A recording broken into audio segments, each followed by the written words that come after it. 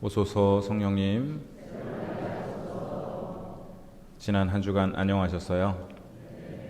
그제 밤에 비가 너무 많이 와서 떠내려갈까봐 걱정되었는데요. 큰 피해가 없기를 기도합니다. 지난주에 우리나라 대통령이 유럽 순방 중 교황님을 아련하였습니다.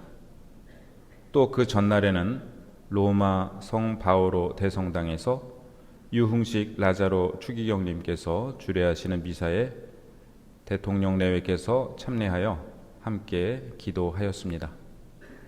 뉴스에서 보셨죠? 네, 세상이 참 많이 변했다는 것을 실감하였는데요.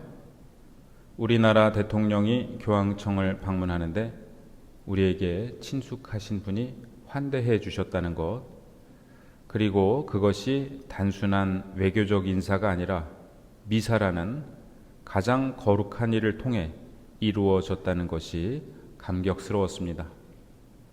대통령 내외께서 개신교 신자이신 점을 생각해 볼 때 해마다 1월 그리스도인 일치 기도회가 열리는 성 바오로 대성당에서 미사가 봉헌되고 한반도 평화와 국제사회의 연대를 호소하는 대통령의 메시지가 발표되었다는 점 또한 특별한 의미로 다가왔습니다.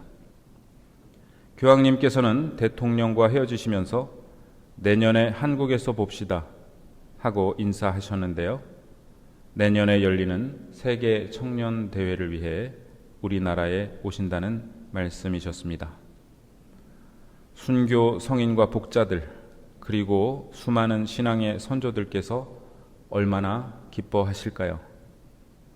140년 전까지만 해도 신앙의 자유조차 없었던 이 땅을 복음화하기 위해 목숨 바쳐 복음을 전하신 성인들께서 이제 나라의 지도자가 교황청을 찾아가 교황님을 아련하고 우리나라에 방문해 주십사고 청하는 당신 후손들의 이 시대를 얼마나 뿌듯하게 여기실까요? 오늘은 또한 우리 본당 출신 박재욱 율리아노 부제가 우리나라의 복음을 전하기 위해 수많은 선교사들을 파견한 프랑스에서 사제 서품을 받는 뜻깊은 날입니다. 새 신부님을 위해 기도해 주시기를 청합니다. 지난 주일 우리는 너희는 내가 어떻게 너희를 독수리 날개에 태워 나에게 데려왔는지 보았다는 주님의 말씀을 들었습니다. 지난 주일에 예비자 환영식이 있었는데요. 어떤 계기로 성당에 나오시게 되셨는지 나눠주신 말씀들을 들으며 정말 하느님께서 한 분 한 분을 독수리 날개에 태워 데려오셨구나 하는 생각이 들었습니다. 전부터 벼르다가 마침내 용기를 내어 오게 되신 분들, 선교 분과에서 붙인 포스터를 보고 신청하게 되신 분, 아들이 이태석 신부님 영상을 보고 졸라서 함께 오게 되신 가족, 황창현 신부님 팬이라서 오게 되신 분, 또 어머님의 유언에 따라 오신 분 등 한 분 한 분의 사연이 가슴 뭉클하면서 하느님의 특별한 섭리를 느끼게 해주는 시간이었습니다. 이렇게 하느님께서는 우리 한 사람 한 사람을 귀하게 부르시는데 오늘 말씀에서는 그 사랑을 믿고 세상 속으로 나아가라고 하십니다. 오늘 말씀의 주제는 두 가지로 요약되는데요. 복음을 전하라는 것과 두려워하지 말라는 것입니다. 제1독서에서 예레미야 예언자는 말합니다. 군중이 수군대는 소리가 들립니다. 저기 마고로 미사빕이 지나간다. 그를 고발하여라. 우리도 그를 고발하겠다. 마고로 미사빕이라는 말은 우리말로 밉상처럼 들리죠. 사방의 공포가라는 뜻입니다. 예레미야는 기원전 6세기 유다 왕국의 마지막 시기에 활동하면서 회개하지 않으면 멸망할 것이다라고 예언했는데 이 때문에 많은 박해를 받았습니다.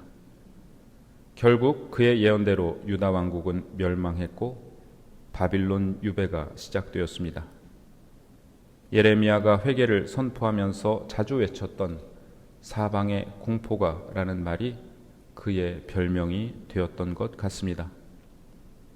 그런데 예레미야는 자신을 박해하는 사람들을 두려워하지 않았습니다. 예레미야는 말합니다.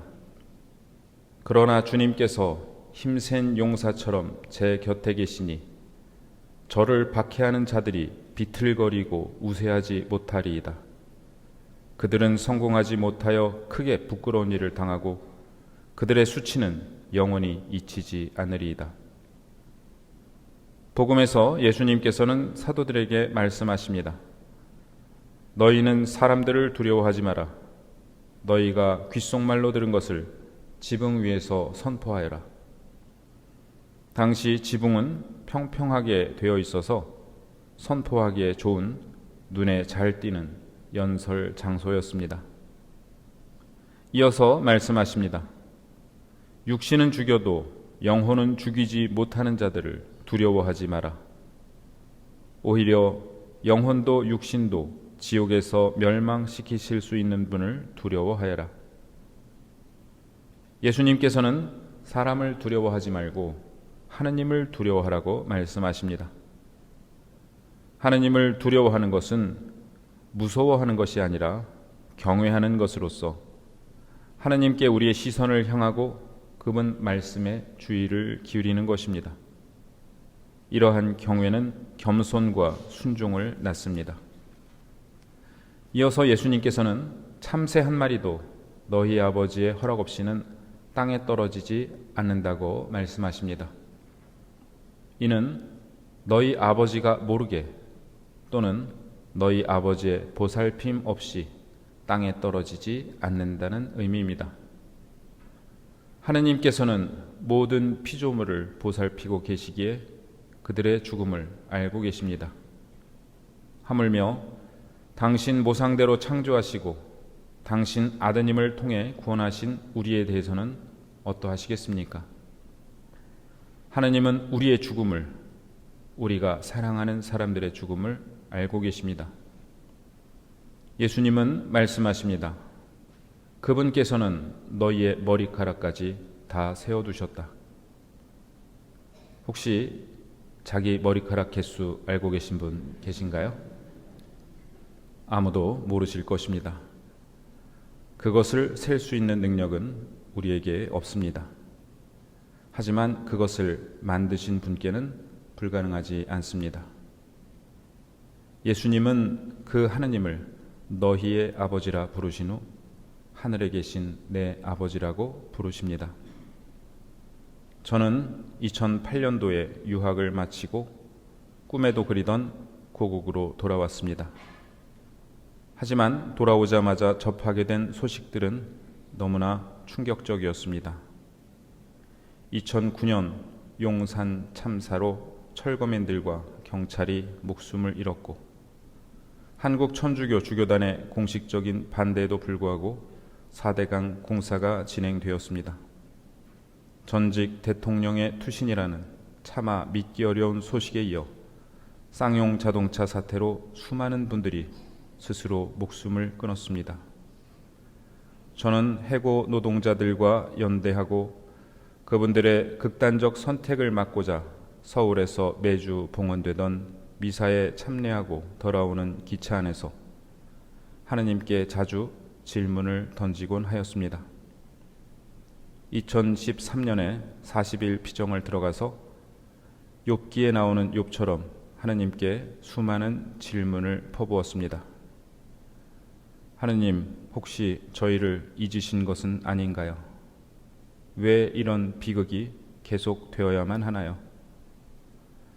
저는 신학교에서 신학생들을 가르치며 하느님께서는 사람들, 특히 고통받는 사람과 연대하는 사람들을 통해 역사에 개입하신다는 말을 자주 했지만 하느님께서 좀 더 적극적으로, 직접적으로 개입해 주실 수는 없는지 한 달 가까이 여쭈었습니다. 한 달 정도가 지났을 때 제 마음 한켠에서 하느님께서 모든 것을 알고 계신다라는 말이 떠올랐습니다. 다 알고 계신다. 우리의 죽음을, 우리의 아픔을 다 알고 계신다. 이어서 다음과 같은 요한복음의 말씀을 마주하게 되었습니다. 내가 진실로 진실로 너희에게 말한다. 죽은 이들이 하느님 아들의 목소리를 듣고 또 그렇게 들은 이들이 살아날 때가 온다. 지금이 바로 그때다.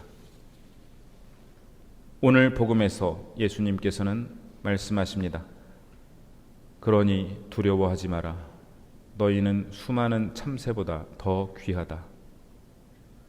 주님께서는 복음을 전할 때 겪는 반대뿐만 아니라 우리가 삶에서 마주하는 이해할 수 없는 비극과 고통 앞에서도 두려워하거나 낙담하지 말라고 말씀하십니다. 왜냐하면 하느님께서 모든 것을 알고 계시기 때문입니다. 오늘 나를 가장 두렵게 하는 것은 무엇입니까? 오늘 나를 가장 슬프게 하는 것은 무엇입니까? 그것이 우리를 지배하지 못하도록 주님 말씀을 되뇌야겠습니다. 그리고 그 두려움과 슬픔을 넘어 우리를 잊지 않으시고 우리를 당신 사랑 안에서 다시 일으키실 하느님을 믿고 그분의 사랑을 증언해야겠습니다. 우리가 일일이 이해하지 못해도 하느님은 알고 계십니다. 우리가 다 보지 못해도 하느님은 보고 계십니다. 참새 2마리가 한 잎에 팔리지 않느냐? 그러나 그 가운데 한 마리도 너희 아버지의 허락 없이는 땅에 떨어지지 않는다. 그분께서는 너희의 머리카락까지 다 세워두셨다. 그러니 두려워하지 마라. 너희는 수많은 참새보다 더 귀하다.